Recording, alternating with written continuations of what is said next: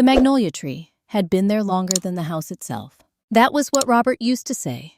Every spring, when the blooms came back, thick and white and heavy, with fragrance, filling the whole backyard with something that felt less like a smell and more like a memory. He would stand at the kitchen window with his coffee, watching me work the soil around the roots, and he would say it, like it was the most important thing in the world. Older than the house, Ellie. Older than us. You take care of it, like it knows something we don't. I used to laugh at that. This particular morning in Savannah, Georgia, the air had that specific quality.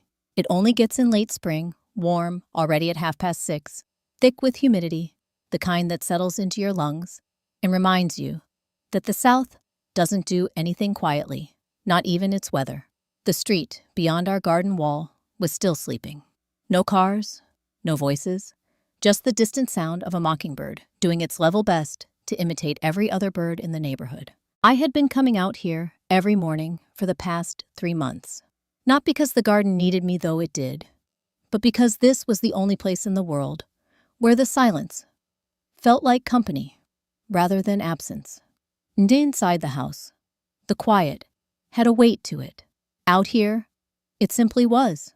I worked my way along the flower bed with the small hand trowel Robert had given me years ago, the wooden handle, worn smooth from use, shaped perfectly to my palm. The roses along the south wall needed attention. The hydrangeas near the back fence were coming in strong, but it was the magnolia that drew me, the way it always did, its roots spreading wide and sure beneath the surface, holding everything together in ways you couldn't see. I knelt at the base of the trunk, pressing my fingers into the soil to check the moisture level, the way Robert had taught me in our first spring in this house. That was 41 years ago. We had been so young, so certain that a beautiful garden meant a beautiful life. And perhaps we hadn't been wrong about that. My fingers stopped. The soil here was different. It took me a moment to understand why, because my mind was still halfway in memory. But the hands knew before the mind caught up. The earth beneath my fingertips had a looseness to it that the surrounding soil did not. The same dark savanna loam, the same color, but the texture was off, lighter, less compacted, as though it had been turned over recently, and then carefully smoothed back into place. I sat back on my heels and looked at the ground. The patch was roughly the size of a shoebox, positioned close to the oldest root, the thick one that curved up out of the ground before disappearing back down, the one Robert always called the grandmother root. Someone had disturbed this earth and taken care to make it look undisturbed. The smoothing was deliberate, patient, the kind of careful that takes time. I looked at the surrounding soil, comparing. There was no question. This had been dug up and filled back in, and not very long ago. My heart did something I couldn't quite name. Not fear, not quite. Something closer to the feeling you get when you're reading a book and realize the story is about to turn in a direction you didn't see coming. I leaned forward, my fingers hovering just above the loose patch. Whatever was beneath it had been placed there intentionally, hidden there more precisely, in the one spot in this entire garden that I came to every single morning without fail. I reached for the trowel. The back door opened. I straightened without thinking, turning toward the house. My son Nathan stood on the porch steps, still in his dress shirt, from what I could only assume had been a very early morning, holding a cup of coffee he had made in my kitchen without asking. He was 43 years old, and he had his father's height and his grandfather's eyes, and a way of standing in a doorway that made every room feel like it belonged to him. He looked out at me with the particular expression he had been wearing a great deal lately. Patient, almost gentle. The way you look at someone you've already decided needs managing. "Mom," he said, "I need to talk to you about something." I stood, brushing the dirt from my knees, keeping my voice easy. "Come out here then," I said. "It's a beautiful morning." He stayed on the porch. He had never been a garden person. "We've had an offer on the house," he said. "A strong one. I've been talking with the realtor, and I really think we should move forward. We're looking at closing by the end of the month." The end of the month. I looked at him for a long moment. The words moved through me slowly, the way cold water moves through a room, spreading, finding every corner, dropping the temperature of everything it touched. "We can talk about it inside," he added, "when you're done out there." He went back in without waiting for my response. The door closed behind him with a soft click that felt louder than it had any right to. I stood in the garden alone. The mockingbird had gone quiet. The magnolia blooms hung heavy and still in the morning air.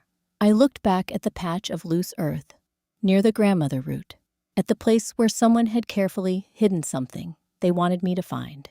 I picked up the trowel and slipped it into my gardening apron pocket, leaving the disturbed soil untouched. 41 years, Robert and I had lived in this house. We had raised a family inside those walls, buried a dog in the far corner of this garden, watched our grandchildren take their first steps on the back porch. I had planted every rosebush, every hydrangea, every magnolia cutting with my own hands. And now my son had set a closing date without asking me. I walked toward the house, slowly, my hand trailing along the top of the garden wall, the old brick warm already from the early sun. At the porch steps, I paused and looked back one more time at the magnolia tree, standing the way it always had, patient-rooted, keeping its own counsel. Robert had always said the garden kept our secrets. I was only beginning to understand what he meant. Inside the house was doing what it always did when the morning was still young, holding its breath. I stood at the kitchen sink and ran the water over my hands, watching the garden soil loosen and swirl down the drain. The magnolia was visible through the window, above the faucet, its white blooms catching the early light. From this angle, it looked exactly the way it always had, steady, unbothered, full of whatever it had always been full of. I dried my hands on the dish towel that had hung on the same hook for 11 years and sat down at the kitchen table. The chair across from me was empty. It had been empty for 3 months now, and I still had not gotten used to it. I wondered sometimes if a person ever really got used to that kind of empty, or if they simply got better at not looking directly at it the way you learn not to look directly at the sun. I looked at it anyway, and just like that, the kitchen dissolved, and Savannah gave me back 41 years. We arrived in the summer. That much I remember clearly, the heat pressing down on us, the moment we stepped out of the moving truck, the air thick and sweet, and completely unlike anything either of us had grown up with. Robert stood on the sidewalk in front of the house on Whitaker Street, with his shirt already untucked and a rolled-up set of blueprints under his arm, squinting at the roofline, like he was calculating something the rest of the world hadn't thought to measure yet. "This is it," he said. "This is exactly it." He had been saying things like that his whole life, declarative, certain, full of a confidence that never quite tipped over into arrogance, because it was always followed by an equal amount of work. Robert Voss did not announce things he wasn't prepared to build. We had met 6 years earlier at an architectural firm in Atlanta, where we were both junior associates. I was 24 years old, fresh out of graduate school, carrying a portfolio that was better than I let anyone know. Robert was 26, already drawing structural plans that the senior partners quietly borrowed ideas from, without attribution. We used to laugh about that later, how the firm had accidentally put its 2 most stubborn employees in the same office, and then seemed surprised when we started a company together. Voss Construction began in the 2nd bedroom of a rented house with 2 drafting tables, 1 shared computer, and a business plan Robert had written on a legal pad at 2 a.m. I designed the structures. He managed the builds. The line between our contributions was rarely clean, which was exactly the way we both preferred it. What most people didn't know, what most people never thought to ask, was that the buildings, with Robert's name on the permits, often had my fingerprints in the foundations. The Hartwell Bridge, the Clement Arts Center on Montgomery Street, the school expansion project in Pooler that won a regional design award the year our youngest started high school. Robert used to introduce me at industry events as his wife and business partner, always in that order. And I used to tell him the order should be reversed, and he would say they were the same thing to him. I believed him. I still do. Those were full years, long and demanding, and full of the particular exhaustion that comes from building something real, but the good kind, the kind that leaves you tired in the bones, but settled in the chest. We raised 2 sons in the house on Whitaker Street. We planted the rose beds along the south wall and the magnolia that eventually grew taller than the second-floor windows. We had loud Thanksgivings and quiet Sundays, and the ordinary accumulation of a shared life that only reveals its value in retrospect. Robert was diagnosed in the fall of what would turn out to be our last full year together. He told me on a Tuesday evening, sitting at the same kitchen table, with the same calm he brought to every difficult thing. He had seen the specialist. He had reviewed the options. He was not going to pretend the situation was other than what it was, because he had never been a man who found comfort in pretending. We talked for a long time that night, about the business, about the house, about the boys, about the things we still wanted to do, and the grace required when certain things were no longer possible. We cried, though Robert would have described it differently. We made plans, because making plans was the language we both spoke most fluently. The months that followed had their own rhythm hospital visits, woven between ordinary days, the gradual rearranging of a life around a reality neither of us had chosen. Robert worked as long as he was able, reviewing project files from the hospital bed. We eventually moved into the downstairs study, making notes in the margins of documents with the same deliberate handwriting he had used for 4 decades. He passed on a Wednesday morning in February, just after the sun came up. I was holding his hand. The room was very still. And then, it was the kind of still that is different from all other kinds of. Still the kind that tells you something fundamental about the world has shifted, and there is no shifting it back. I sat beside him for a long time, before I called anyone. I wanted to keep the quiet a little longer. I wanted one more morning where the world was only the 2 of us, and the pale winter light coming through the window, and 41 years of something that had been by any honest measure a very good life. Then I walked to the kitchen table and sat down in this chair, the one I was sitting in now, and I put my hands flat on the surface, and I breathed. The telephone rang. It rang the way telephones ring when the world has not paused to notice what you've just lost, insistently, indifferently, full of business that other people had decided was urgent. I looked at it for a long moment, and just like that, the world wanted answers I wasn't ready to give. The calls came in waves after that. Friends, neighbors, people Robert had worked with over 4 decades, voices full of the particular kindness that surrounds loss, warm and genuine, and ultimately unable to touch the place where it actually hurts. I answered what I could. I let the rest go to the machine. I made tea I didn't drink, and sat in chairs I didn't remember choosing, and accepted casseroles I stacked in the refrigerator until there was no more room. The funeral was on a Friday. Gray sky magnolias still in bloom. A church full of people who had loved Robert in all the different ways a man accumulates love over a lifetime. I wore the navy dress he had always liked. I shook hands and received embraces and said thank you more times than I could count. And through all of it, I felt as though I were watching myself from a slight distance, like a woman in a film who doesn't yet know how the story ends. By the time the last guests had gone, I was so hollowed out that I simply sat down on the bottom stair and stayed there. That was when my oldest son Nathan arrived. He came through the front door with his key. He had always had a spare, and his wife Carolyn was right behind him, her arms full. Nathan was 43, broad-shouldered like his father, but quicker in his movements, a man who had always preferred to be in motion. He worked in real estate. Development had built a comfortable life for himself and Carolyn in a newer neighborhood across town, and he had his father's way of walking into a room as though he had already assessed it. Carolyn was carrying 2 covered dishes and a canvas bag that clinked softly with what turned out to be groceries.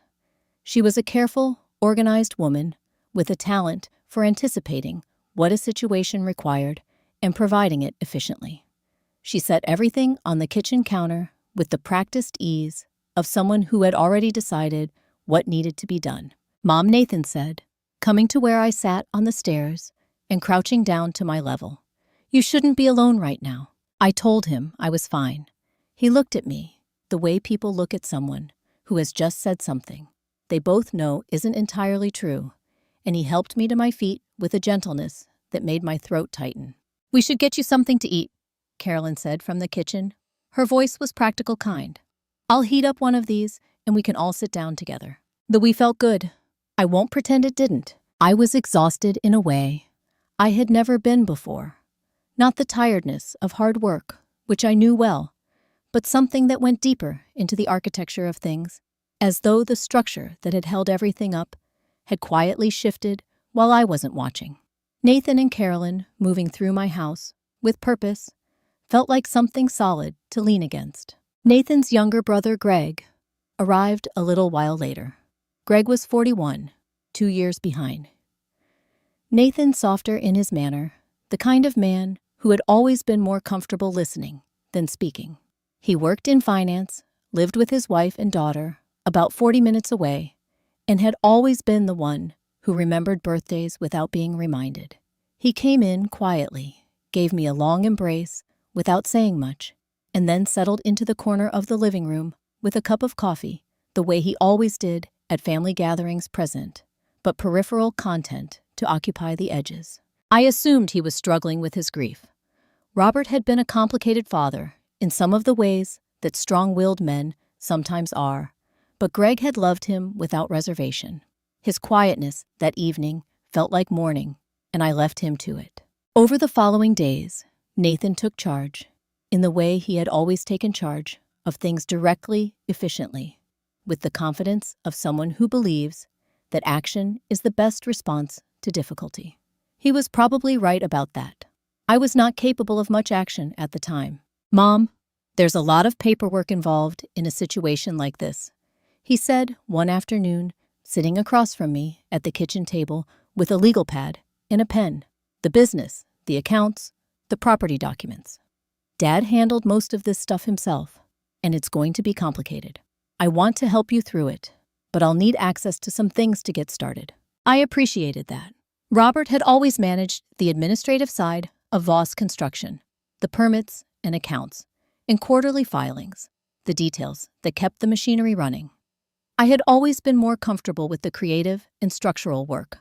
With Robert gone, that world of documents and figures felt like a foreign language I had never quite learned. "Whatever you need," I told him. "I trust you." He squeezed my hand across the table. Meanwhile, Carolyn quietly transformed my kitchen. It happened gradually enough that I didn't register each individual change. A drawer reorganized here, a cabinet rearranged there. She explained it once briefly when I opened a drawer looking for the vegetable peeler and found it in a new location. "It makes more sense this way," she said pleasantly. "More streamlined for one person." I accepted this without argument. She wasn't wrong that the kitchen had been arranged for two. A few days later, Nathan came with a folder of documents. Most of it was beyond me, dense legal language, authorization forms, account access requests. He walked me through each page with patience, explaining in general terms what each one was for. "This one just lets me handle correspondence on behalf of the business while things are being sorted out," he said, pointing to a line near the bottom of one page. "Standard practice." I signed where he indicated. My mind was 3 rooms away, still sitting on the bottom stair the evening of the funeral. When Nathan and Carolyn finally left that evening, gathering their things with the quiet efficiency they had brought to everything, I felt the particular deflation that comes when people who have been keeping you company suddenly aren't there anymore. Greg offered to stay and help clean up. I told him to go home to his family. He lingered in the hallway for a moment, his coat already on, looking back toward the kitchen table where Nathan's folder still sat, the signed documents inside it. He stared at it for a long moment, then folded it neatly and placed it in Nathan's folder without a word. 2 weeks passed, the way weeks pass after a loss. Not quickly, not slowly, but strangely, as though time had changed its texture without changing its pace. I had settled into a kind of routine. Coffee at 6:30, the garden for an hour if the weather allowed, a quiet breakfast at the kitchen table, reading whatever was in front of me without retaining much of it. Then the long middle of the day, which was the hardest part when the house asserted its silence most aggressively. And there was nothing to do but find small tasks to occupy the hands while the mind went where it wanted to go. On a Tuesday morning, about 2 weeks after the funeral, I sat down at the desk in the upstairs study to check my email. It was something Robert and I had always done together over breakfast, a habit I was trying to maintain because the habits felt important, felt like threads still connecting me to the shape of the life we had built. I typed in my password, incorrect password. Please try again. I frowned and typed it again more carefully this time.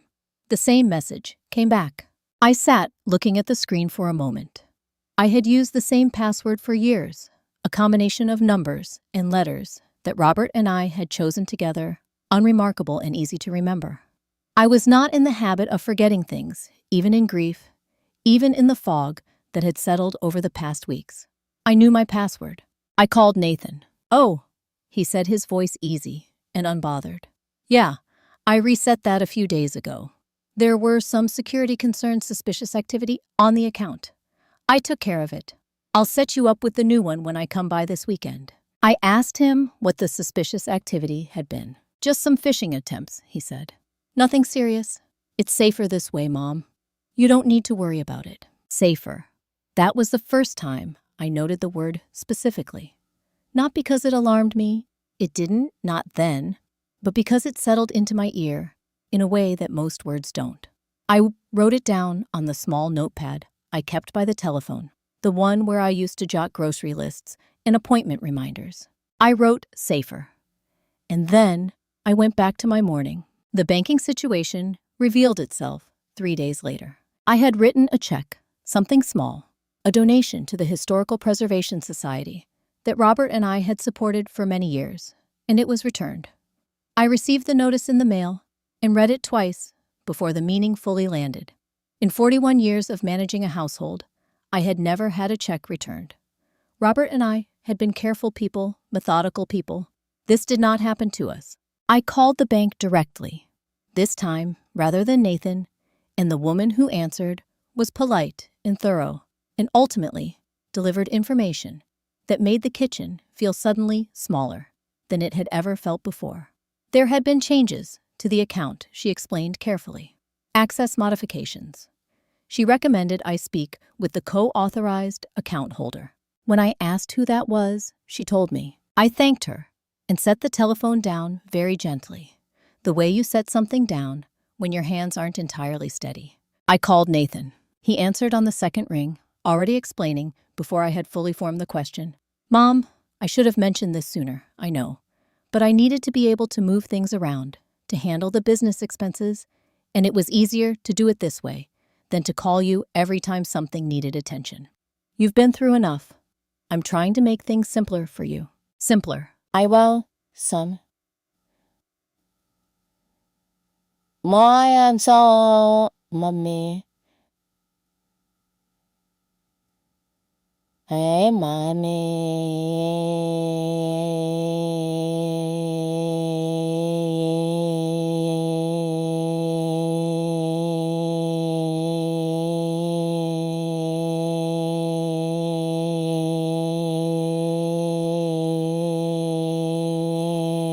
The business files were the next thing. I went looking for them one afternoon. The quarterly reports, the active project contracts, the documentation I had co-created over 4 decades, and found that my access credentials no longer worked. The files themselves were still there on the shared system, but I was locked out, redirected to a screen that told me I did not have authorization to view this content. I mentioned it to Nathan that evening when he stopped by. "You don't need to be dealing with all that right now," he said, setting down a bag of groceries he had brought without being asked. "It's too much. We're handling it. Let us handle it. It's just easier." Easier. I added it to the list. Carolyn used the word safer again 2 days later, when she came by to drop off some paperwork and stayed for lunch. She used it in the context of my medication schedule, which she had apparently reorganized in my absence and placed in a weekly pill organizer on the kitchen counter. It's safer to have it laid out, she said pleasantly, so you don't have to think about it.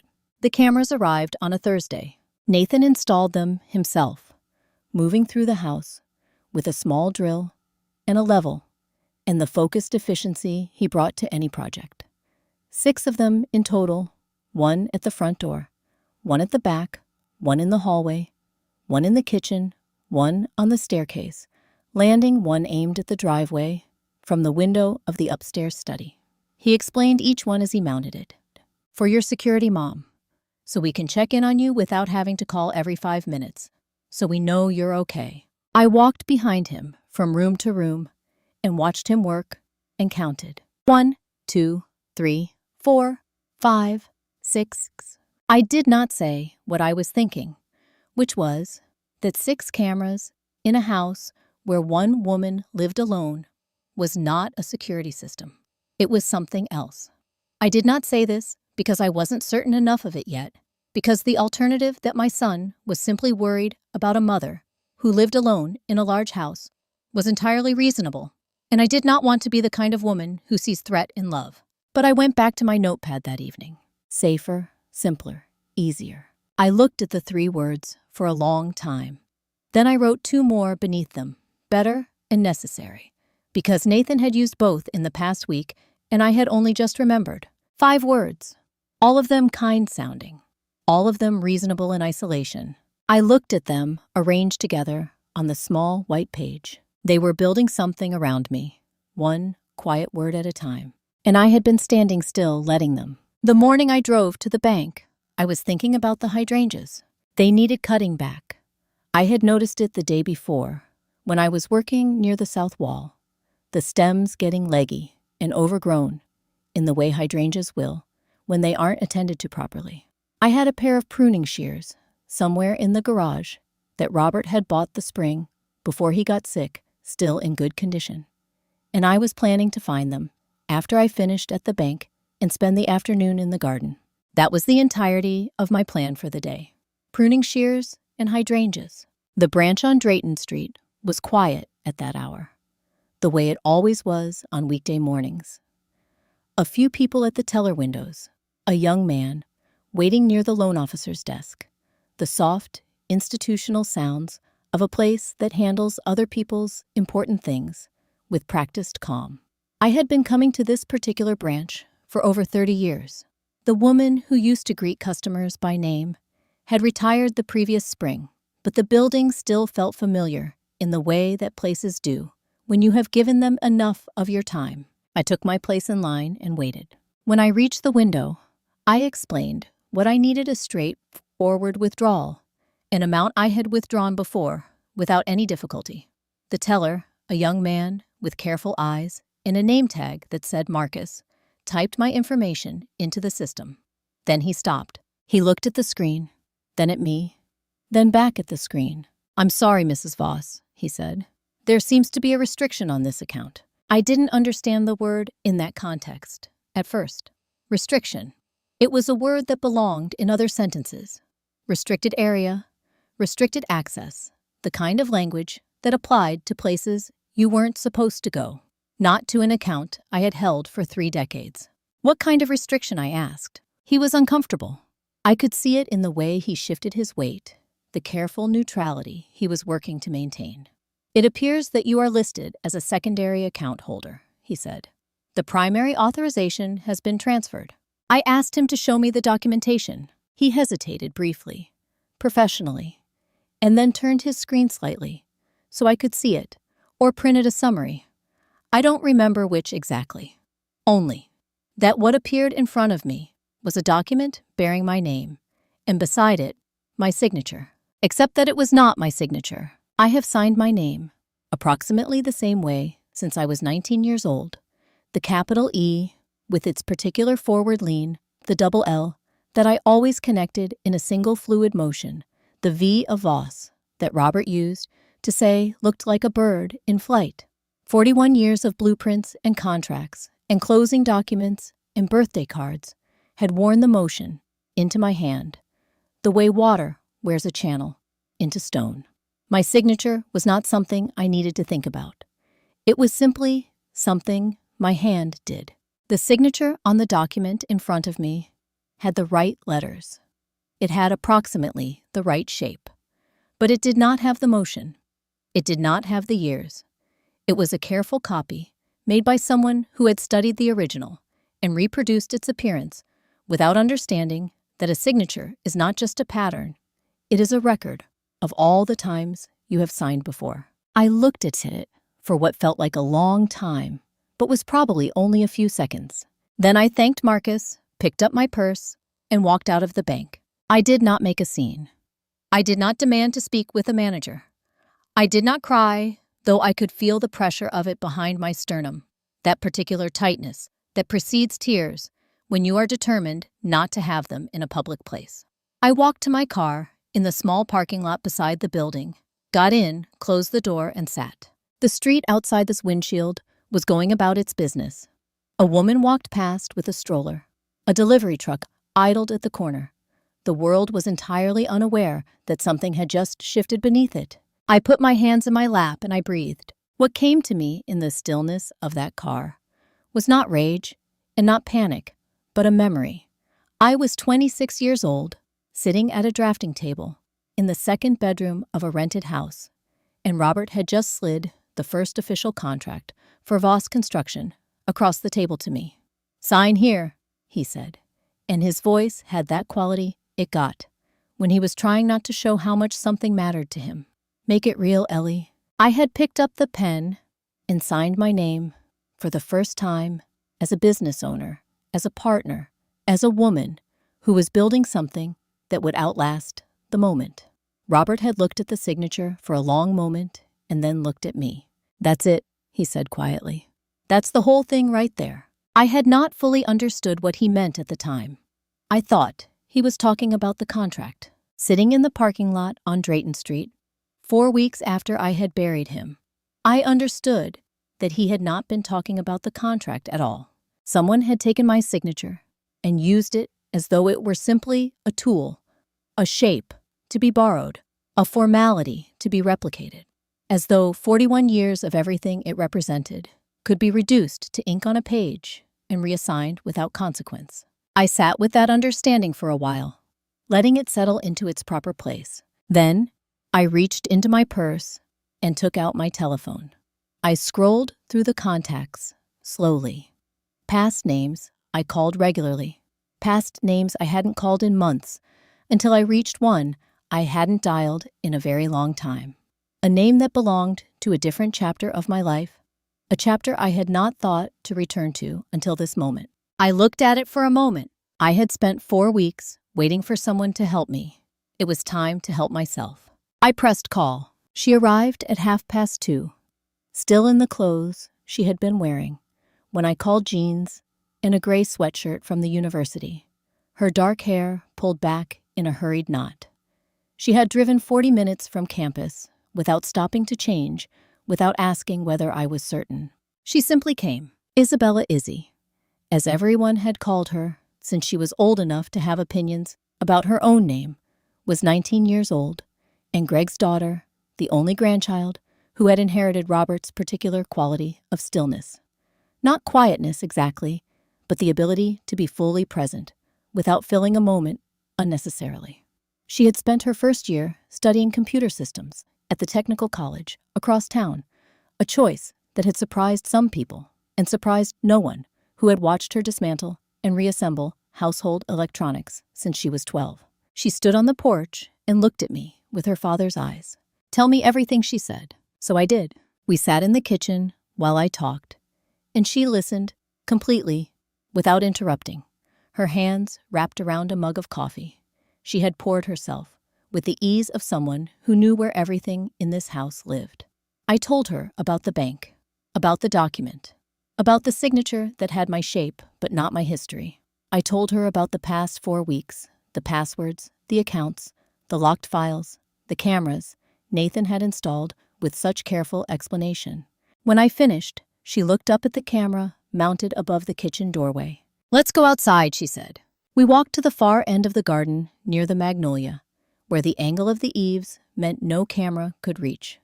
She had assessed the coverage without appearing to look directly at any of them. Those cameras, she said quietly. Did Nathan give you any documentation? A monitoring company? Anything like that? He said it was a standard security system, I told her. He installed them himself. She nodded slowly, the way she nodded when something confirmed what she had already suspected. I need to look at something, she said. Will you trust me? I had called her, hadn't I? Back inside, she sat at the desk in the upstairs study with her own laptop and worked with the quiet focus of someone navigating familiar terrain. The cameras Nathan had installed, she explained as she went, were connected to a monitoring application. She wanted to see how it was configured, who had access, where the footage was stored. It took her less than 15 minutes. She stopped typing. She looked at the screen. Then, she looked at me with an expression I hadn't seen on her face before. Carefully controlled the way a person looks when deciding how to say something that cannot be unsaid. They're not connected to any security company, she said. They feed directly to an application on a private device. She paused. His telephone, Grandma. He can see everything in this house. In real time. I sat with that for a moment. The kitchen where I made my coffee each morning. The hallway where I sometimes stood in the dark when I couldn't sleep. Every private moment of a woman living alone in her own home, visible to someone else whenever he chose to look. There's footage stored in the system, Izzy said. Do you want me to pull it up? I said yes. The first recording showed the downstairs study at 2 a.m, the desk lamp casting a small circle of light in the darkness. A woman sat at Robert's desk, Carolyn in dark clothing, with a spread of documents in front of her. She worked methodically, moving through the papers with a pen, her wrist moving in careful imitation of something she had clearly studied beforehand. She was signing my name. The second was audio. Nathan's voice captured during a telephone call he had not considered might be preserved. His words were clipped and businesslike. The transfer timeline needs to move faster, he said. We need everything finalized before she starts asking the right questions. Izzy closed the laptop. We sat in complete silence. Outside, Savannah was going about its early evening, distant traffic. A dog somewhere down the street, the ordinary sounds of a city, unaware of what had just been uncovered in this room. I looked at where the screen had been, at the timestamp I had seen on that first recording, at the image of Carolyn's wrist moving with such deliberate patience through documents that bore my name. Izzy looked at me, and in her expression, I saw something I recognized from the bank parking lot that morning, the particular clarity that arrives when suspicion hardens into fact. Grandma, she said. Her voice was quiet and absolutely steady. We need a lawyer, not tomorrow, tonight. I looked at my granddaughter, 19 years old, her coffee gone cold, on the desk beside her, and I nodded. It was the first time since Robert passed that I nodded at something, without the fog of grief softening the edges of what I was agreeing to.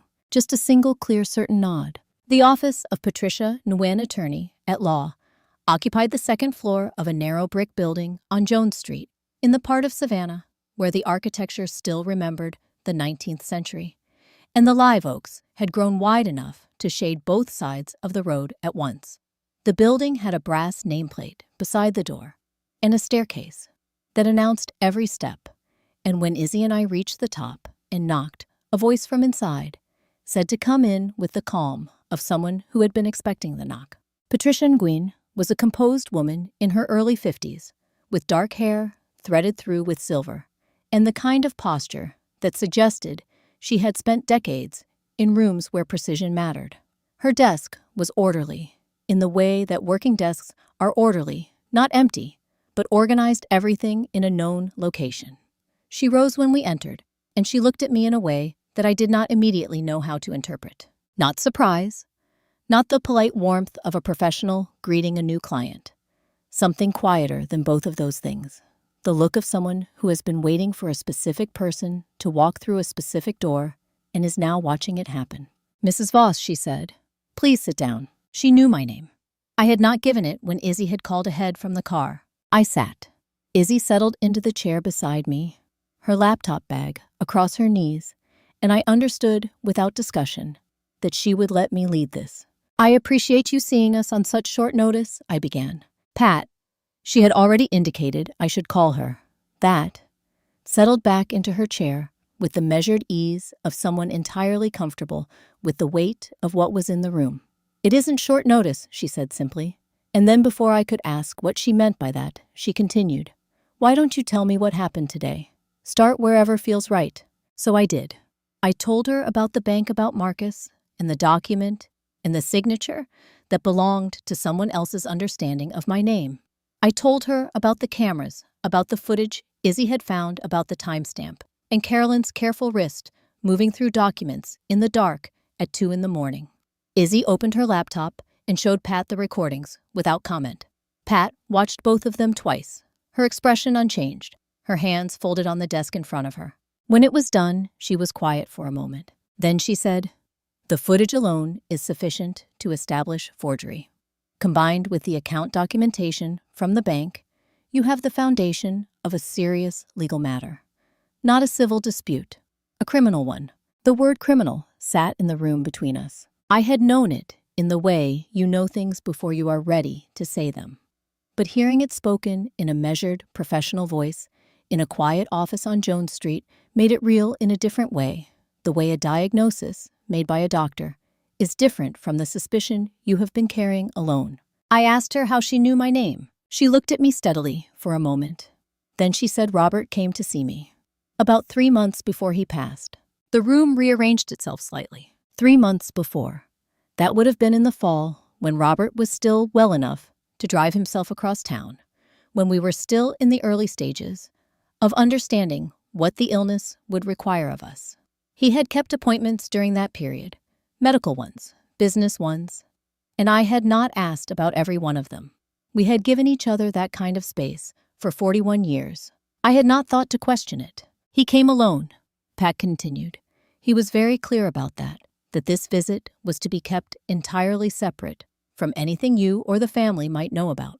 She paused, choosing her words with the care of someone who understood that each one carried weight. "He was concerned," she said, "not panicked. Robert did not strike me as a man who panicked, but he was concerned about certain possibilities, and he wanted to take steps." "What kind of steps?" I asked. She held my gaze.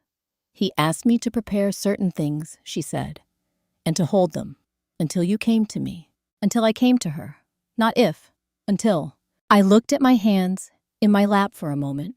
41 years.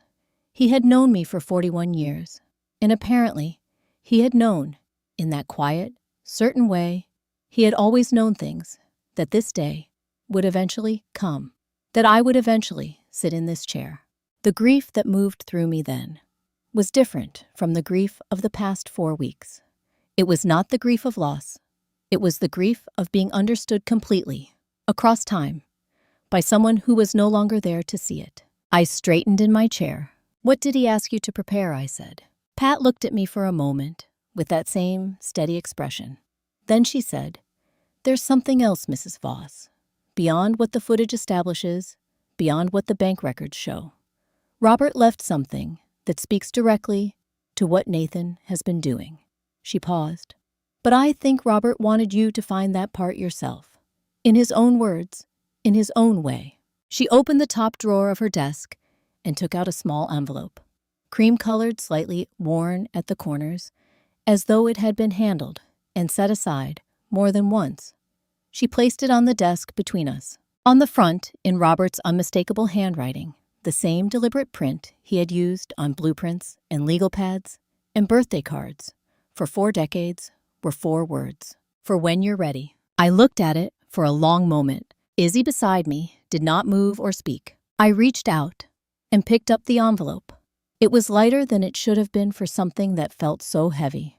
I turned it over once in my hands, feeling the slight give of whatever was inside. I did not open it. Not there, not yet. Some things I had learned in the past several hours required the right moment. And this whatever Robert had left for me in his own hand, in his own words, deserved more than a lawyer's office at the end of the hardest day I had known in months. I placed the envelope carefully in my purse. Pat watched me do it without comment. Whatever she saw in my face seemed to satisfy her, because she simply nodded once and said, "I'll be here when you're ready for the rest." The motel Izzy found was small and unremarkable. The kind of place that exists in every southern city, just off the main roads, clean enough, quiet enough, with a parking lot that held mostly long-haul trucks and a vending machine that hummed steadily in the corridor outside our room. It was nothing like the house on Whitaker Street. That was exactly why I had agreed to it. We checked in just after 9 in the evening. Izzy took the bed nearest the door without discussion. I sat on the edge of the other one and set my purse on the small table by the window and looked at the shape of the envelope through the leather. Then I took it out and placed it on the table. And I looked at it. The handwriting on the front was Robert's. I would have known it anywhere, in any light. After 41 years of reading his notes and his margin comments and the small messages he used to leave on the kitchen counter when he left early and didn't want to wake me. 4 words in that familiar deliberate print. For when you're ready. I was not sure I would ever be entirely ready. But I understood, sitting in that quiet room with the highway, sounds drifting in through the curtain gap, and Izzy pretending to read something on her telephone. To give me space that ready was not really the point. Robert had not meant ready as in comfortable. He had meant ready as in standing up. I picked up the envelope and opened it. Inside was a single folded piece of paper, smaller than I expected. Not a full sheet, but something torn carefully from a notepad, the kind Robert kept on his bedside table. The handwriting was smaller than usual, more compressed, the way his writing got when he was working through something that required precision. It said, "Go to the garden, the oldest route, 20 centimeters down. I buried something there for you for a moment, exactly like this one. I am sorry I could not be there to hand it to you myself." That was all. I read it twice. Then I looked at Izzy. She was already putting on her shoes. We drove back to the house on Whitaker Street at 11:30. The street was dark, and still the neighboring houses, showing only the occasional blue flicker of a television through curtained windows. Izzy parked 2 blocks away without being asked, and we walked the rest of the distance in the kind of quiet that belongs to people who have a shared purpose and don't need to discuss it. The garden gate opened without sound. I had oiled the hinges myself the previous summer. We moved along the far wall, away from the camera angles I had memorized, until we reached the magnolia. In the darkness, it was a different thing than it was in daylight. Larger somehow, its white blooms luminous and strange against the night sky, its roots spreading wide across the ground like a system of old decisions. Izzy had brought a small torch from the motel room. She held it low while I knelt at the base of the oldest root, the one Robert had always called the grandmother root, the one that curved up from the earth and back down again like something that had seen too much to go straight. The soil here was exactly as I had noticed that morning. Loose, recently turned. I pressed my hands into it and began. 20 centimeters is not very deep. It took less time than I expected, my fingers working through the dark earth until they met something solid, the edge of a metal surface, cool and smooth beneath the soil. I worked around it carefully, the way you unearth something you do not want to damage, until I could lift it free. A tin box, small enough to fit in both hands, sealed with a simple latch. I sat back on my heels and held it for a moment, feeling the weight of it. Then Izzy and I went back inside.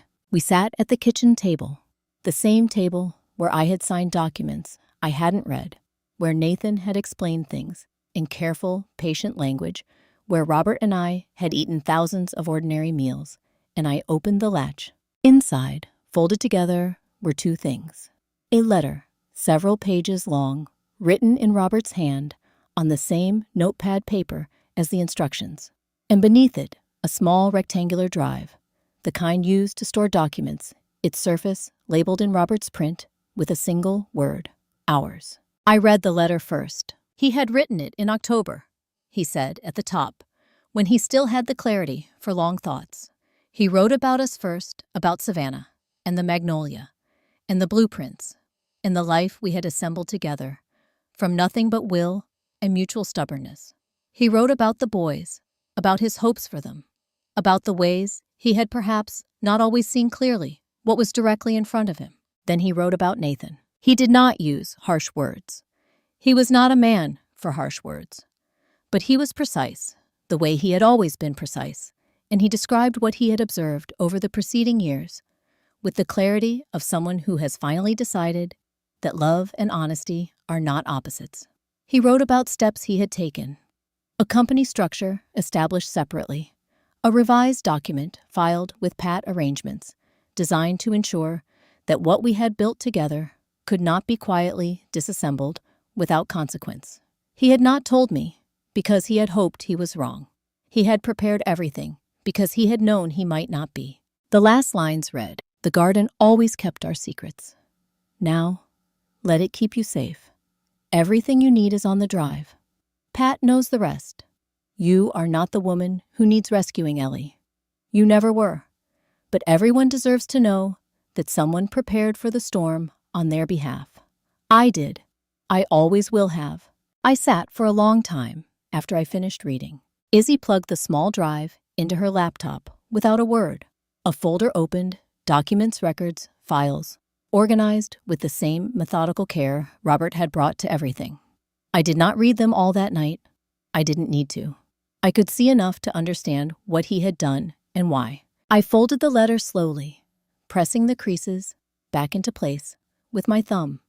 The way you fold something, you know you will read many more times before you are finished needing it. Then I looked out the window at the dark Savannah street, at the city Robert and I had chosen together 41 years ago, at the night that was already beginning barely to soften at its edges toward morning.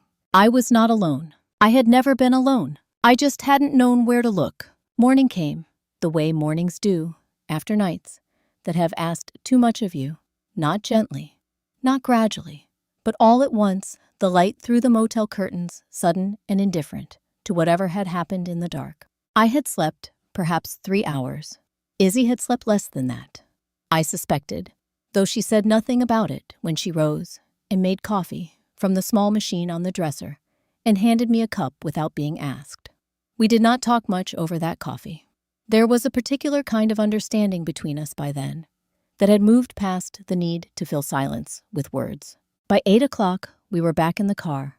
By 8:30, we were climbing the staircase on Jones Street again, the old steps announcing us the same way they had the night before.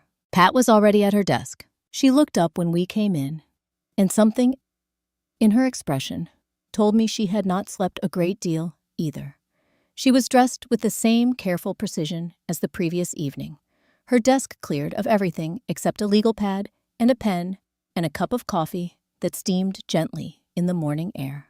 I sat down across from her and took the small drive from my purse and placed it on the desk between us. She looked at it for a moment. Then she picked it up, turned to the laptop on the side of her desk, and plugged it in. The silence while she read was the particular silence of a room where something important is being verified. Not tense exactly, but weighted the kind of quiet that asks you to sit still and let the process complete itself. Izzy sat beside me with her hands in her lap. I watched Pat's face. She read carefully, methodically, scrolling through documents with the measured pace of someone who needed to understand each element before moving to the next. Occasionally, she paused and leaned slightly closer to the screen. Occasionally, she made a small notation on her legal pad. She did not speak. After perhaps 20 minutes, she sat back in her chair. She looked at me with an expression that was not quite satisfaction and not quite relief, but something that contained elements of both the look of a person watching something confirm itself that they had long believed to be true. "Everything on this drive is legitimate," she said. "Filed correctly, structured, properly, entirely beyond challenge." She paused to let that settle. "The holding company Robert established places the core assets of Voss Construction, the intellectual property, the project rights, the primary accounts under your sole ownership, Eleanor. Not shared, not joint, yours entirely. Nathan's name appears nowhere in this structure." I understood the words. I had understood them the night before reading Robert's letter by the kitchen table light, but hearing them stated plainly in a legal context by a woman who dealt in these realities professionally gave them a different weight, the weight of something that could be acted upon.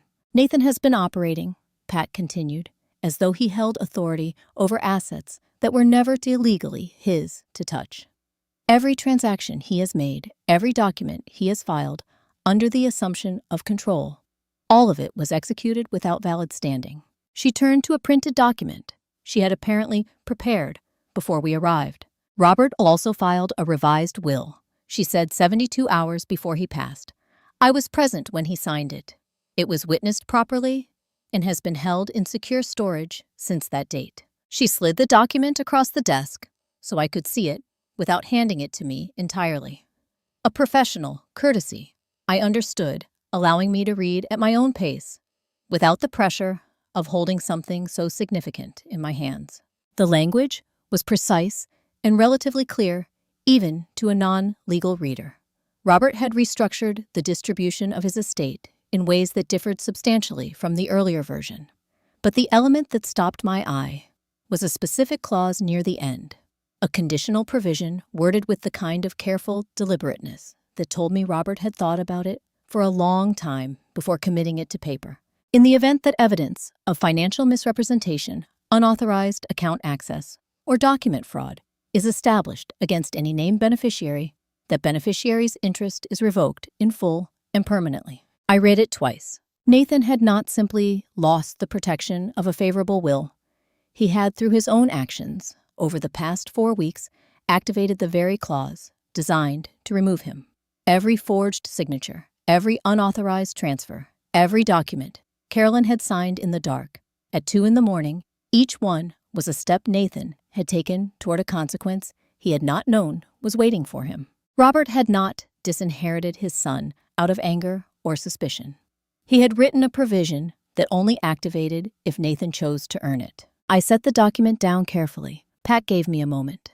She was good at that understanding when a moment was needed and not rushing past it. Then, she said, the footage your granddaughter recovered, combined with the bank records and the materials on this drive, constitutes a substantial body of evidence, enough to move forward formally, enough to compel a full accounting of everything that has been done. I nodded, but she said, and something in her tone shifted not toward uncertainty, but toward strategy. There is one more thing we need before we proceed, before Nathan has any indication of what's coming. I waited. Someone Nathan will recognize, she said. Someone he has reason to fear. Not because of what they can do in a courtroom, necessarily, though that matters, but because of what their presence in a room communicates before a single word is spoken. I looked at her, who I said. Pat held my gaze for a moment, with an expression that was almost not quite, but almost a smile. The measured kind, the kind that belongs to someone who has been holding a card they've been waiting to play. Then she picked up her telephone. We had returned to the motel after leaving Pat's office, and Izzy had gone back to the footage, while I sat on the edge of the bed and looked at nothing in particular, letting the morning settle into its proper shape. There was a quality to that hour, the specific stillness of a day that has already delivered more than most days deliver and is still not finished, that asked for quiet rather than action. I gave it what it asked. Izzy had been working for perhaps 30 minutes when she went still. In the particular way she went still, when something on the screen required her full attention. "Grandma," she said. Her voice had a careful quality that I had come to recognize over the past 24 hours. Not alarm, not surprise. The measured tone of someone who has found something significant and is deciding how to present it. I moved to where she was sitting. The footage was from the hallway camera, time-stamped 3 weeks earlier.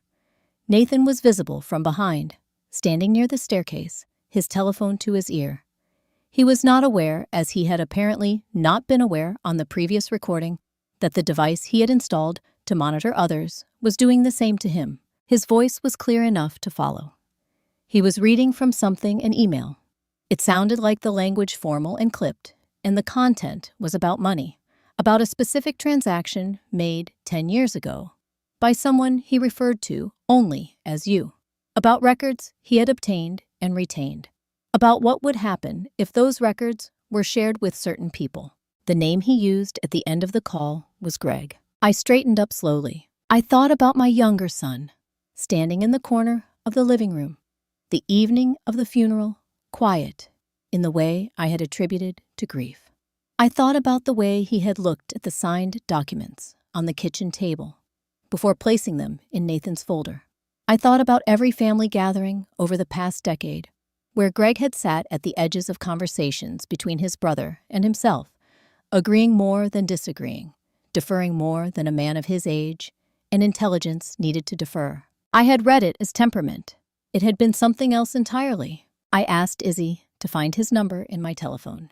We met at a small coffee shop on the west side of town, the kind of place with mismatched chairs and local artwork on the walls, and enough ambient noise to allow a private conversation without being overheard. I arrived first and took a corner table near the window. When Greg came through the door 15 minutes later and saw me sitting there, the color left his face so completely and so quickly that I was briefly concerned for him in a purely physical sense. He was 41 years old, and he looked in that moment considerably older. He sat down across from me, without ordering anything, his coat still on his hands, on the table in front of him. He looked at me with the expression of a man who has spent a long time waiting for a particular conversation and has never been able to decide whether he wanted it to happen or not. I did not make him find the beginning. I know about the recording, I said quietly. I know what Nathan has been holding over you. I'm not here to judge that. He closed his eyes for a moment. Then he said, "It was 10 years ago, a decision I made when the business I was running was in trouble. I moved money I shouldn't have moved, between accounts I didn't have full authorization over. No one was harmed. I paid it back within the year. But there was a paper trail, and Nathan found it, and he stopped. He's been using it," I said. Greg nodded. His hands on the table were very still. "Since before Dad got sick," he said. "Whenever I pushed back on anything, whenever I thought about saying something to you or to anyone, he would remind me. Not explicitly. He didn't need to be explicit. He would just mention it. Just enough." I looked at my younger son, across the small table, in the mismatched chair in the coffee shop that smelled of roasted beans and old wood, and I felt something move through me that I had not entirely anticipated. Not anger, though the anger was there underneath, steady and clear, but something above the anger. Something that had more room in it. He's been a prisoner too, I thought. Not the same prison, not an innocent one, but a prison nonetheless. I reached across the table and put my hand over his. He looked up. "Greg," I said, "whatever you did 10 years ago, that is between you and your conscience, and you have apparently already made that accounting. I am not here to add to it." Something in his face shifted. Not relief exactly. Relief would have been too simple for what I saw. Something more like the expression of a man who has been holding a breath for a very long time and has finally been given permission to exhale. He straightened slightly in his chair. "There are things I know," he said, "about what Nathan has done, not just with your accounts." He paused, his voice lowering. "I didn't participate. I want you to understand that. But I was aware, and I kept records because He stopped. Again, seemed to search for the right framing. "I don't know why exactly. Maybe I always understood somewhere that it would come to this." He reached into the inside pocket of his coat and produced a folded envelope, worn at the edges, as though it had been carried there for some time. He placed it on the table between us. Then he looked at me, with his father's eyes, the same eyes Robert had used when he was about to say something he had been thinking about for a long time. "There's something else," he said, his voice lower than before. "Something I don't think even Carolyn knows about." He slid the folded paper across the table toward me. I looked down at it. The paper was folded in thirds, the crease sharp and deliberate. Whatever was written inside had been placed there, carefully, kept carefully, carried carefully. I did not open it yet. We returned to Jones Street. As the last of the daylight was leaving Savannah, the sky above the live oaks, gone, the particular shade of amber that the city does better than anywhere else I have known, warm and unhurried, as though the evening itself understood that some things deserve a proper transition. Pat's office held a different quality than it had the previous night. The same old desk, the same brass lamp, the same stacks of organized files along the shelves. But the room felt fuller, now more purposeful, as though it had been waiting for this specific configuration of people. Izzy and I had arrived first. Greg came 10 minutes later, still in the clothes he had worn to the coffee shop, his envelope now in Pat's possession.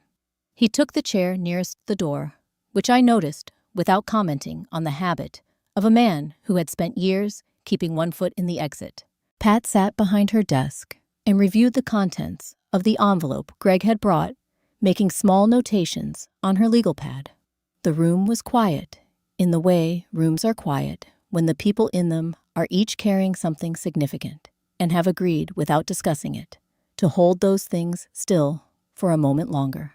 Then the door opened. The man who entered was perhaps 64, with the kind of build that suggested he had once been larger and had settled over time into a more considered version of himself. He wore a dark jacket, no tie, and carried himself with the particular stillness of someone who had spent decades in rooms where the quality of one's presence mattered more than the volume of one's voice. He did not announce himself. He did not need to. "This is Judge Bernard Cole," Pat said.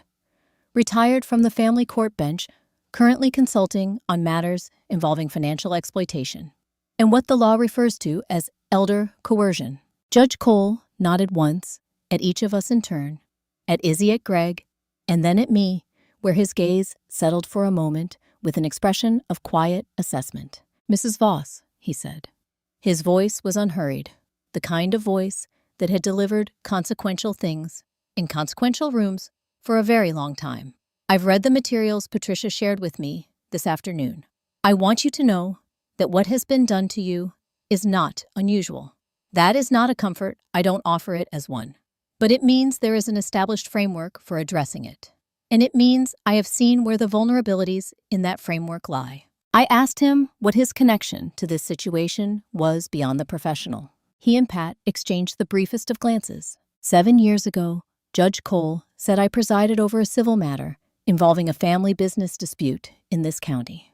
The details were different. The structure was remarkably similar. The individual at the center of that matter, the one who had used legal instruments to isolate and control a family member, was a man whose name Nathan Voss would recognize, because Nathan Voss was watching that case very carefully at the time. The room absorbed that. Nathan had studied it, I understood. He had watched how that case had been constructed, where it had succeeded, where it had failed. He had learned from it. And now the person who had presided over it was sitting in Pat's office on Jones Street. Pat laid out the structure of what she had in mind, with the same methodical clarity she brought to everything. The footage Izzy had recovered, the bank documentation, the materials from Robert's drive, Greg's records, which turned out to be more detailed than I had anticipated, transaction logs, correspondence dates, and amounts that told a story, considerably more complete than Nathan would have wanted anyone to possess. The approach would not be confrontational, in the conventional sense, Pat explained. There would be no advance warning, no letter from a lawyer, no signal that would give Nathan time to reposition. Ellie would accept the dinner invitation he had extended, and here Pat looked at me steadily. And she would go alone at first, so that Nathan believed himself to be in the conversation he expected to be having. Then, at the appropriate moment, the room would change. I understood what she was describing. I understood what it required of me. My telephone rang while Pat was still speaking. I looked at the screen. "Nathan." Pat nodded slightly. I answered. His voice was warm, in a way I had learned to recognize, the warmth he deployed when he was certain of an outcome and wanted the path there to feel smooth.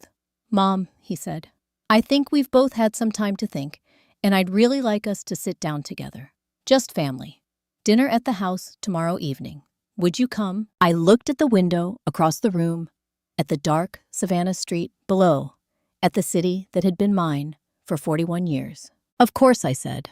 "I'll be there." He said good with this particular satisfaction of a man confirming what he had already assumed, and the call ended. The room was quiet again. Izzy was watching me with an expression that contained more worry than she was trying to show. She was 19 years old, and she had been extraordinarily brave for the past 2 days. and I understood that bravery and fearlessness are not the same thing. I reached over and put my hand briefly on her arm. Greg sat forward in his chair. His hands clasped his eyes on the floor. He had the look of a man assembling himself for something he had been avoiding for a long time. Judge Cole said nothing. He had the patience of someone who had learned that the moments before a decision are best left undisturbed. Pat looked at me across her desk. "Are you ready for this?" she asked. I turned to the window. Below, Savannah had settled into its nighttime version of itself. Quieter, more shadowed, the old streets, holding their history, the way they always did. Without apology, without explanation. "I've been ready," I said, "since the morning I stood in that garden and felt something beneath my feet that I didn't yet understand." No one spoke for a moment after that. Outside, a single car moved slowly down Jones Street, its headlights sweeping briefly across the old brick of the buildings opposite, and then it was gone, and the night settled back into its own quiet, patient self. 22 days had passed since I had last stood on this porch. It felt longer than that. It felt in the particular way that certain periods of life compress and expand according to what they contain, rather than how many days they occupy, like an entirely different chapter, the kind that begins in one version of a person and ends in another. The house on Whitaker Street looked exactly the same. The white Victorian facade with its ornamental trim, the pair of iron lanterns flanking the front door, the wisteria beginning to climb the left porch column, the way it did every spring, purple and unhurried. The magnolia visible at the corner of the house, its blooms catching the last of the evening light. The house looked exactly the same, but I was not the same woman who had left it. I stood on the front path for a moment, before going to the door, not out of hesitation, but out of the particular awareness that some thresholds, once crossed, mark a before and an after. I wanted to be present for this one. I wanted to remember the quality of the air, the sound of the neighborhood settling into evening, the weight of what I was carrying, and the steadiness with which I was carrying it. Then I walked to the door and rang the bell. Nathan answered. He was dressed well, not formally, but with the careful casualness of someone who had given thought to appearing unguarded. He smiled when he saw me, and the smile was warm enough that a woman who did not know what I knew might have found comfort in it. "Mom," he said, "come in. I'm so glad you came." Carolyn appeared from the direction of the kitchen, wiping her hands on a dish towel, her expression arranged into the particular softness she deployed when she wanted to seem approachable. She had set the dining table with the good dishes, the ones Robert and I had received as a wedding gift, and used only for occasions that warranted them. Candles lit, flowers in the center. The room looked like a reconciliation. It smelled of something slow-cooked and careful. "Let me get you something to drink," Carolyn said, already moving. "White wine, or I made lemonade if you'd prefer." "Lemonade would be lovely," I said. Greg was already at the table when I came through from the hallway, seated in the chair he had always occupied at family dinners, the one to the left of where Robert used to sit. He looked up when I entered, and our eyes met for just a moment. What I saw in his face was not the anxious oblique expression he had worn at the funeral or the collapsed relief of the coffee shop. It was something steadier than either of those. The look of a man who has made a decision and is living inside it. I gave him a small nod. He returned it almost imperceptibly and looked back down at the table. We sat.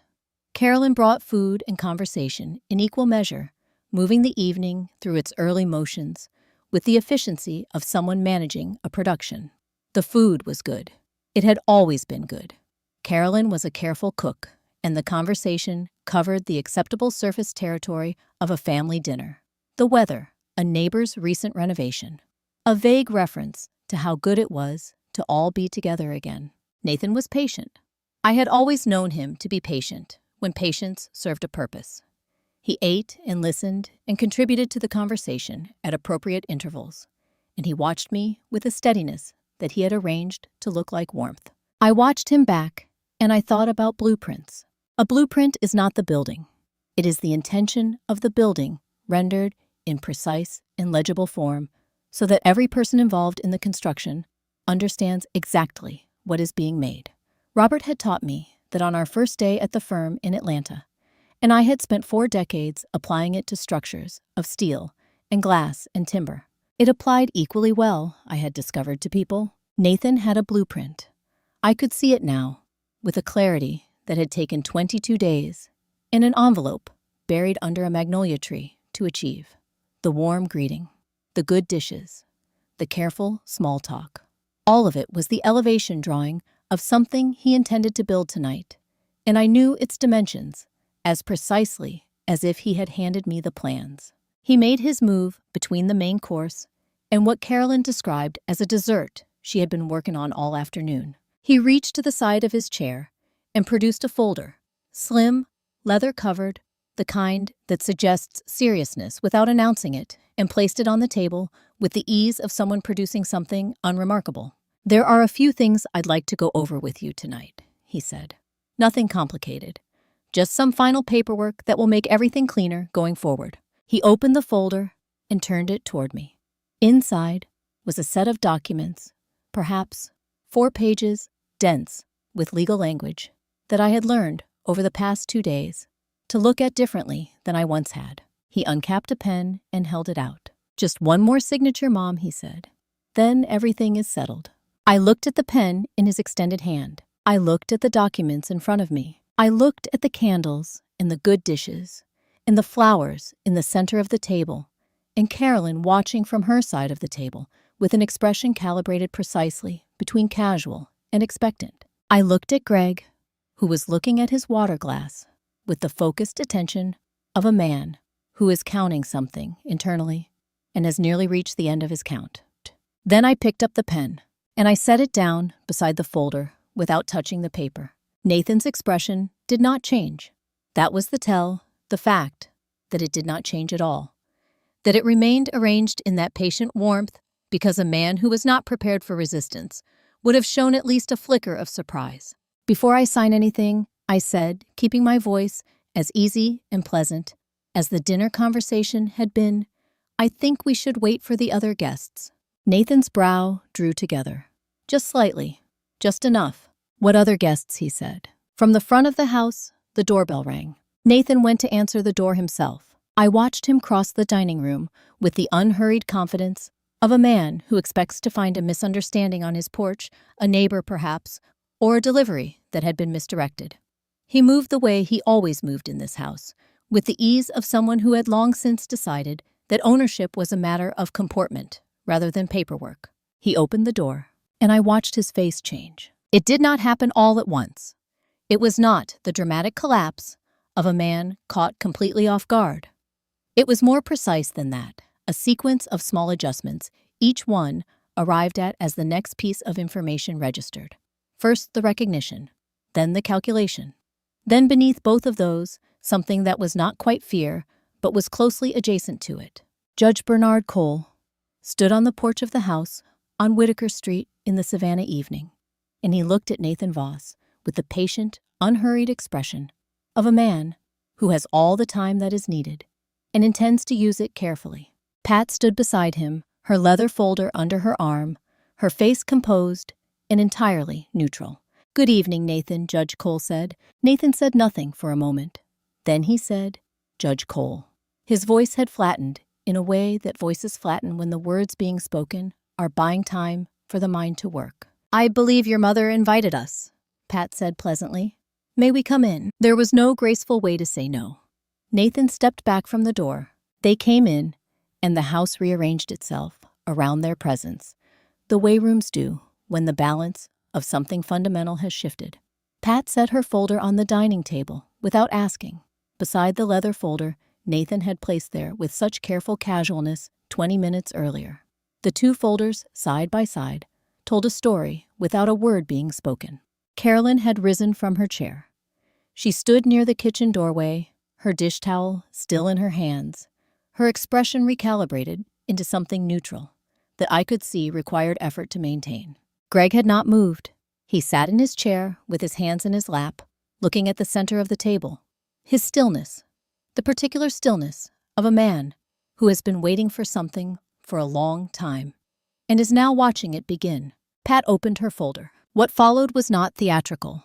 That was perhaps the thing that made it most effective, the complete absence of drama in the delivery of things that were in their content deeply dramatic. Pat presented each element in sequence, her voice consistent and unhurried, the way a skilled architect presents a set of plans. Here is what this is. Here is what it means. Here is how it connects to what came before. The account records first. The transfer of primary authorization, the dates, the amounts moved, the documentation that bore a signature. That forensic analysis, she said this word without emphasis, as though it were the most ordinary word in the world, had confirmed was not consistent with Eleanor Voss's authentic signing pattern. Nathan said that signatures vary, that stress and grief affect handwriting, that this was a reasonable administrative measure taken in good faith. Judge Cole, who had taken a seat at the far end of the table without being invited, listened to this with an expression of mild, patient interest, the way a person listens to an argument they have heard many times before and have long since finished finding persuasive. Pat moved to the second element, the access logs, the locked files, the email account modifications. Each one documented, each one timestamped, each one connected to the next with the clean logic of a paper trail left by people who had believed themselves to be working without witnesses. Nathan said that these were protective measures, that his mother had been overwhelmed, that the family had been trying to help. Then Pat opened her laptop. She turned it to face the room and pressed play. The footage was exactly as Izzy and I had watched it in the upstairs study 3 days earlier. The downstairs room at 2 a.m, the desk lamp's small circle of light. Carolyn's figure bent over the documents with that careful, studied patience. The sound was minimal, the scratch of a pen, the turn of a page. But it did not need to be loud. The image was sufficient. The room went completely silent. Carolyn's hand, holding the dish towel, had stopped moving. Nathan's jaw tightened. He said that this was not what it appeared to be, that there was context, that the footage was being deliberately misrepresented. Judge Cole spoke for the first time since sitting down. He did not raise his voice. He did not need to. He described the second will, Robert's revised document, signed 72 hours before he passed, witnessed and filed and held in legal storage. He described the conditional clause in language that left no room for interpretation. He described with the same measured patience he had brought to everything the precise mechanism by which that clause had been activated. Not by Robert, he said. Not by any decision made in this room tonight. By the actions taken over the preceding weeks. By the documents. By the transfers. By the signature on that recording. He paused. Every step taken to secure control, he said quietly, was a step taken toward forfeiting it entirely. Nathan's hands were on the table in front of him.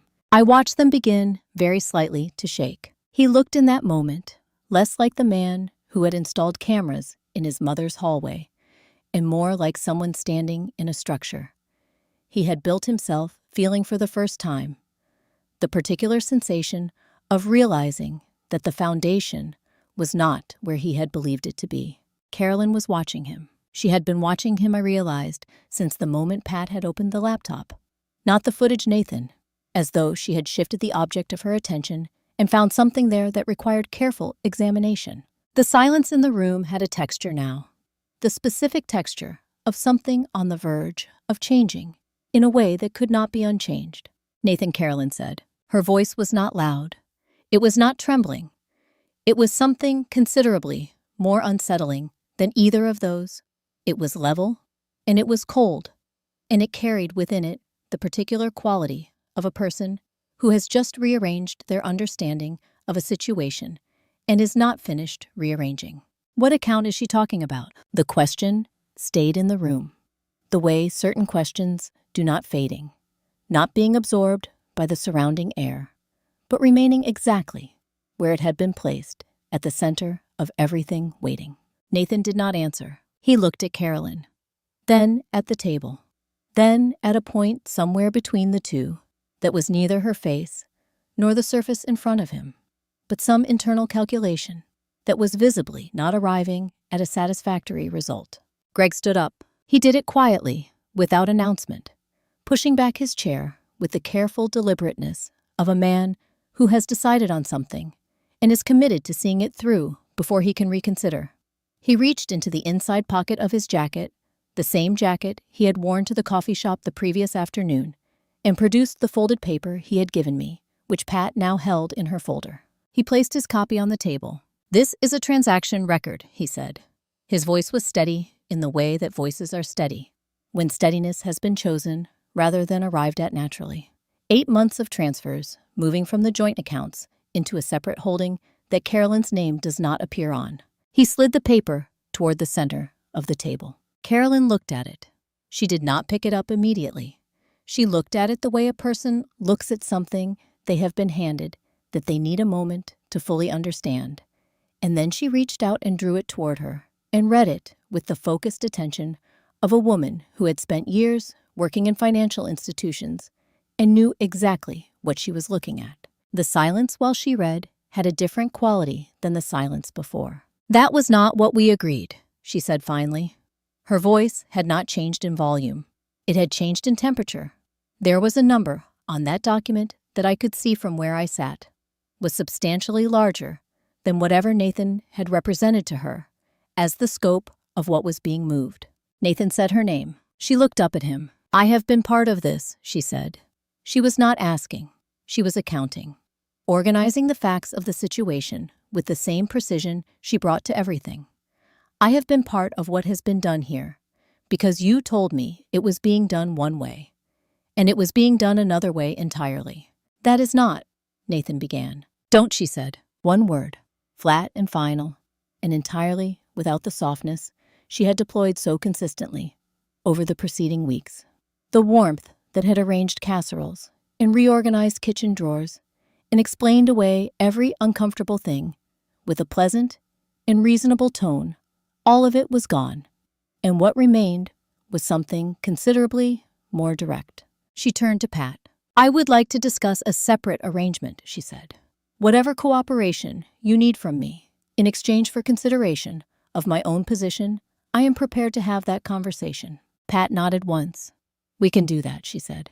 Nathan pushed back from the table. "This is," he started, and then stopped, because there was nowhere for the sentence to go. The folder in front of Pat, the footage on the laptop, the document Greg had placed on the table, the will that Judge Cole had described.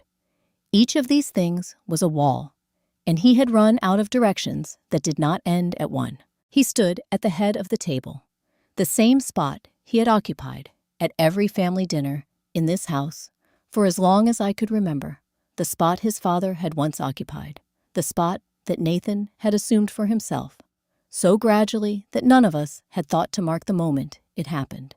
And he looked for the first time in this entire evening like a man who understood the precise dimensions of the place he was standing in. I looked at him, not at the man who had reset my passwords and installed cameras in my hallway and arranged documents in the dark with his wife, not at the man who had held a pen out to me across a candlelit table and said just one more signature with the smooth confidence of someone who had already decided the outcome.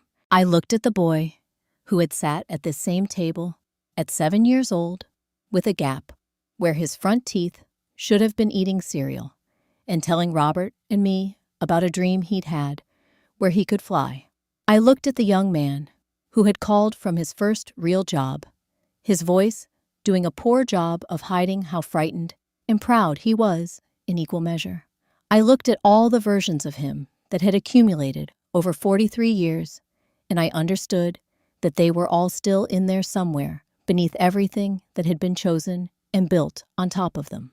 This was the saddest part of all. Not the documents, not the signatures, not the camera footage, or the transferred accounts, or the clause in the will that had activated itself against him like a door locking from the inside. The saddest part was standing in this dining room, looking at my oldest son, and understanding that all of it, every calculation, every careful step, every word chosen for its usefulness, rather than its truth, had brought him here to this table, to this moment, with nothing left to say. There was a knock at the front door. Judge Cole rose and went to answer it, and when he returned, he was not alone. 2 individuals in professional attire, composed, unhurried holding credentials, followed him into the dining room.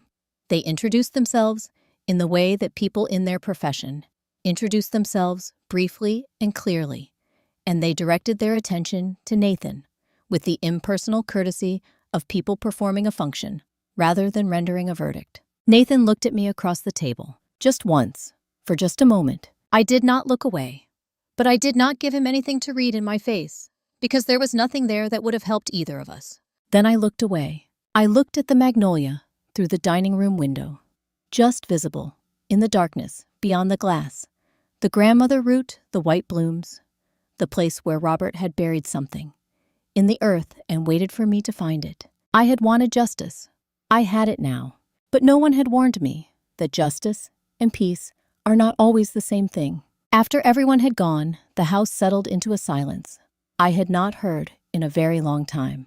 Not the silence of the past several weeks, which had been the silence of surveillance, measured, observed belonging as much to the cameras in the hallway as to me. Not the silence of the days immediately after Robert passed, which had been the silence of absence heavy with the specific weight of a presence that was no longer there to fill it. This was something different, something simpler and more complete. Izzy sat beside me on the sofa in the front room, her feet tucked beneath her head resting against my shoulder the way she used to when she was small, and had come to spend the night and fallen asleep before anyone had thought to move her to a proper bed. She was not asleep now. She was simply present, which was its own kind of gift. We did not talk. There was nothing that needed saying right at that moment, and we both understood that. Pat had stayed for perhaps 20 minutes after the others had gone, sitting across from us with her legal pad on her knee and her voice at its most measured, the tone of a professional who understands that the people she is speaking with have just been through something significant and require information delivered at a pace that can actually be absorbed. She outlined the immediate next steps in plain language. There would be legal proceedings. The bank would be formally notified. The holding company documentation would be filed with the appropriate authorities. Things would take time, she said. That was the nature of these processes. But the foundation was in place, and the foundation was solid, and she would be in contact early the following week. She left her card on the side table, though I already had her number. Judge Cole was the last to go. He stood in the hallway with his jacket on, unhurried, as he had been throughout the entire evening, and he extended his hand. I shook it, a firm, brief grip, the handshake of two people who have been through something together and understand each other's part in it. He said only 4 words before he left. Robert chose well, he said. I did not trust myself to respond to that with anything other than a nod, so that was what I gave him.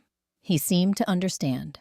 He went out the front door and down the porch steps, and the night closed quietly behind him. Greg knocked about 40 minutes later. He did not ring the bell. He knocked softly, the way people knock when they are not certain they have the right to be there, but cannot bring themselves to stay away. I went to the door and opened it, and he stood on the porch in the same jacket, his hands at his sides, his face carrying the full weight of everything the evening had contained. He opened his mouth. I stepped forward and put my arms around him. He went very still for a moment, the stillness of surprise, of a man who had prepared himself for a different reception. And then something in him gave way, and he held on. Neither of us said anything. There was nothing that could have improved on the silence right at that moment, and we both seemed to know it. After a while, I stepped back and looked at him. Go home to your family, I said. He nodded. He looked like he might say something else. Then he simply nodded again, and I watched him walk down the front path to his car, and I closed the door. Izzy offered to help with what came next. I told her to stay where she was. This part I needed to do alone. I started in the kitchen. The small device, mounted above the doorway, came down with a firm, clean pull. The bracket had been installed with more care than was necessary. I noticed the kind of thoroughness that belongs to someone who had not anticipated ever having to reverse the process. I set it on the kitchen counter and moved on. The hallway next, then the staircase landing. Each camera the same. A deliberate removal, not hurried, not angry, simply purposeful. The way you take down something that does not belong where it has been placed and return the space to what it was before. I carried each one to the kitchen counter as I went, arranging them in a row beside each other, with a neatness that I recognized as the same instinct Robert used to call the architect's compulsion, the need to make even the act of undoing something tidy. 6 cameras, 22 days. The span between this night and the morning. I had first counted them in silence, while Nathan explained why they were necessary. The upstairs study was last. I stood in the doorway for a moment before going in. This was the room where Robert had worked in the final months, where I had watched him review files. From the bed we had moved in for him, where the desk still held the particular quality of a surface that had been important to someone and had not yet forgotten it. I crossed to the camera mounted near the window, the one that had captured the hallway audio, Nathan's voice discussing transfer timelines without knowing he was being preserved, and I took it down the same way I had taken down the others.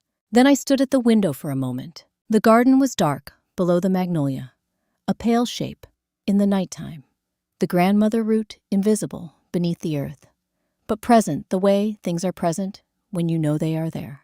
I turned off the study light and went to bed. The bedroom was exactly as I had left it 22 days ago. The same furniture, the same curtains, the same framed photograph of Robert and me on the Savannah waterfront, taken the year we finished the Hartwell Bridge, and felt for a moment like people who had built exactly what they had set out to build. I lay down on my side of the bed. Above me, the ceiling was the same ceiling it had always been. The old plaster, with its slight irregularities, that I had stopped seeing decades ago and could still somehow identify in the dark. I looked at it for a while. The house was quiet, but this time the quiet was mine. The morning came in the way that mornings come after nights that have finally given you what you needed from them. Not abruptly, not reluctantly, but with a kind of quiet willingness, as though the day understood that the person it was arriving for had earned a gentler entrance. I was already awake when the first light began at the curtain edges. I had not slept poorly. That was the thing that surprised me most. When I lay there taking inventory of myself, in the early dark, I had slept the way I used to sleep. Before everything, the deep and uncomplicated sleep of a woman whose house was her own and whose mind had finished its work for the day. I dressed without hurrying, made coffee, stood at the kitchen window with the mug warm in both hands, and looked out at the garden the way Robert and I had looked out at it every morning for 41 years, watching the Savannah light assemble itself above the rooflines and the live oaks. The magnolia was still there. Of course it was. It had been there longer than the house itself. It would outlast all of us, and everything we had done and left undone, and it would keep doing what magnolias do, growing, flowering, dropping its petals onto the soil, below with the patient indifference of something that operates on a timescale entirely its own. Izzy appeared in the kitchen doorway, in her university sweatshirt, her hair still uncombed, her hands reaching for the coffee pot with the automatic ease of someone at home in a space. She poured herself a cup, looked out the window beside me, and said nothing for a while. Then she said garden. I said yes. The earth near the grandmother root was still loose from the night Izzy and I had dug in the dark, the soil not yet settled back into the compressed density of undisturbed ground.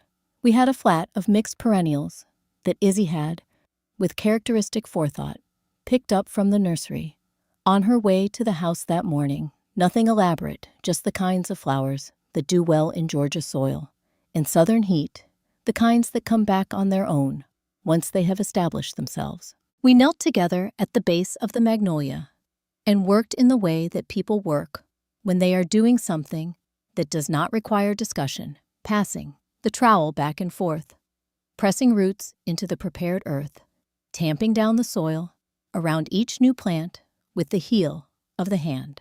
The morning was already warm, that particular Savannah warmth that settles in before 8 o'clock in late spring and stays for the duration, carrying with it the smell of the river and the old stone of the city, and something green and alive that I had never been able to name precisely, but had always recognized. I thought about Robert while we worked. Not about the letter, not about the USB, not about the precise and careful way he had laid out everything she would need before he left. I thought about simpler things. The way he held a coffee mug, the sound of his voice in the morning before it had fully warmed up for the day, the specific quality of his attention when he was listening to something that mattered to him, the way he would go slightly still, the way his eyes would focus. I had 41 years of those details, and no one could touch them. They were not in any account, not on any document, not subject to any transfer or authorization or revision. They were mine in the way that nothing else in this situation had ever been at risk of not being mine. I pressed a small white flower into the soil above the place where the tin box had been. "For you," I said, not aloud, just in the way you say things to people who are no longer present to hear them internally, in the register that doesn't require sound to carry. Izzy sat back on her heels and looked at what we had planted, a small cluster of color against the dark earth, modest and new, not yet established. She looked at me. "What are you going to do now, Grandma?" she asked. It was the simplest question and the largest one, and she asked it with the directness that had always been her particular quality, the willingness to put the real thing into words when everyone else was still circling around it. I looked at her for a moment. Then I reached into the pocket of my gardening apron and took out the small notebook I had carried there for years. The one Robert had given me not long after we moved to Savannah. Its cover worn soft with use, its pages filled on one side with garden notes and plant names and weather observations, and on the other side, in the margins, with the small, quick sketches I had always made when an idea was forming. I opened it to a clean page. Izzy watched without speaking as I uncapped the pencil, tucked into the spine, and set the tip to the paper. I did not draw a building. I did not draw a structure with load-bearing walls and window placements and the precise notations that a working blueprint requires. I drew something looser than that, a shape, a framework, the suggestion of something that had not yet become specific enough to be built, but was too deliberate to be called a sketch.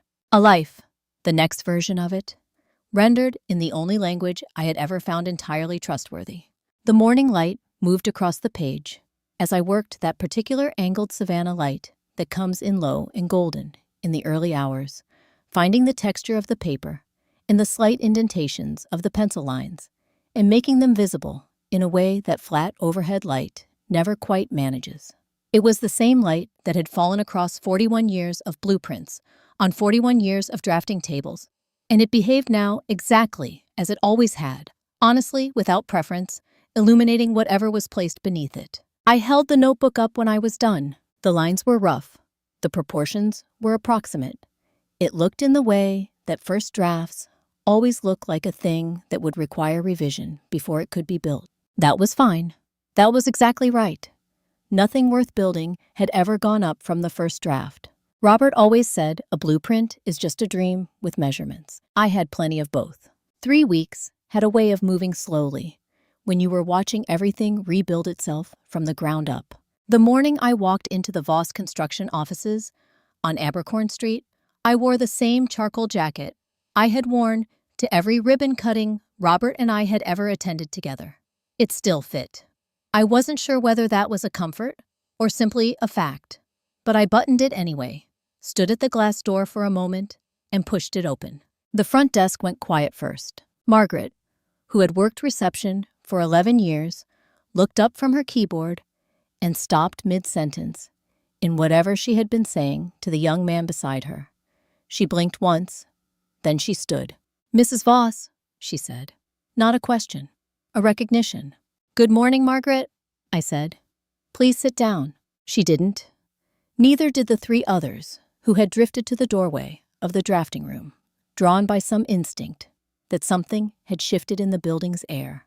I recognized each of their faces, some from project meetings 10 years past, one from the Clement Arts Center, opening another from the early days when Robert and I used to bring sandwiches to the crew and eat them on unfinished floors. I walked slowly through the front office, past the reception desk, and toward the long wall where the framed blueprints hung. There were 14 of them, various scales, various eras of the company. I had designed 9. I stopped at the third one from the left. The Hartwell Bridge. I hadn't seen it framed before. Robert must have done that quietly in some year when I wasn't paying attention. "Excuse me." I turned. A young man, maybe 24, stood a respectful distance away with a notepad in his hand and the slightly anxious expression of someone who wasn't sure whether to speak. "Are you the woman who designed the Hartwell Bridge?" he asked. I looked back at the framed drawing. The lines were mine. I knew them, the way you know your own handwriting. The particular way I curved the tension cables, the small annotation in the lower right corner where I had written load tolerance. Confirmed EV. "I am," I said. He nodded as if something he'd wondered about for a long time had just been answered. "We use it as a case study," he said, "in our structural review meetings. The load distribution model." He paused. "It's considered one of the cleanest designs the company ever produced." I didn't tell him I had drawn the original at a kitchen table in a rented house with a broken ceiling fan and a cup of coffee that had gone cold. Some stories are better kept close until the right moment. "Then I expect you to improve on it," I said instead, and walked on. Izzy started the following Monday. She set up in the corner office that had the best light and the worst Wi-Fi, complained about both, fixed the second one herself within an afternoon, and by the end of the first week had restructured the company's entire digital filing system into something I could actually navigate. She brought coffee every morning without being asked. She asked sharp questions about blueprints she had no formal training to understand, and understood them anyway. We didn't talk about that evening very often. When we did, it was briefly, and usually, while doing something else, watering the fern on the windowsill, locking up after a long day. The weight of it had settled into something quieter. Not gone, just carried differently. Several months later, on an afternoon in early autumn, when the light came in, low and golden, through the magnolia branches, I sat in the garden with a cup of tea and a sheet of writing paper. The flowers had come back near the old root, soft and white, the way they always were in September, as if the ground held no memory of what had been disturbed there, and preferred simply to bloom. I had been meaning to write the letter for some time. It wasn't addressed to anyone. I didn't intend to send it. Some things are written not to be received, but to be released, set down in ink, so they stop circling in your chest at 3 a.m. I used to think love meant giving everything without condition. I wrote that the more you offered, the safer everyone would be. I am not sure now whether that was wisdom or simply a habit I mistook for one. I paused and watched a hummingbird investigate the far corner of the garden before deciding it had better things to do. The hardest lesson was not learning to fight. I continued. It was learning that protecting yourself is not the opposite of love. Sometimes it is the fullest expression of it, that a boundary drawn with steadiness and without anger is its own kind of grace. I learned that late. I learned it standing in a lawyer's office at night with evidence on a table and a decision already made. I learned it watching a young woman, my granddaughter, stay calm when I could not. I learned it from a letter my husband buried under a tree because he knew me well enough to know where I would eventually think to look. He had buried hope there right where I would find it. That was Robert. That was love. I set the pen down. The magnolia tree moved slightly in the autumn breeze, its branches unhurried, its roots still, and certain in the savanna ground. The flowers near the old root caught the last of the afternoon light and held it for a moment before letting it go. I folded the letter, didn't seal it, placed it beneath the teacup, and sat quietly in the garden that had always kept our secrets, listening to the particular piece of a life that was once again entirely my own. If this story stayed with you, if you found yourself thinking about the women in your own life who carried more than anyone saw, I'd love to hear from you. Leave a thought in the comments below. Tell me what part of this journey felt most familiar, or what you wish someone had told you sooner. And if you know someone who needs to hear a story like this one, share it with them. Sometimes the right words find us exactly when we need them. Thank you for being here.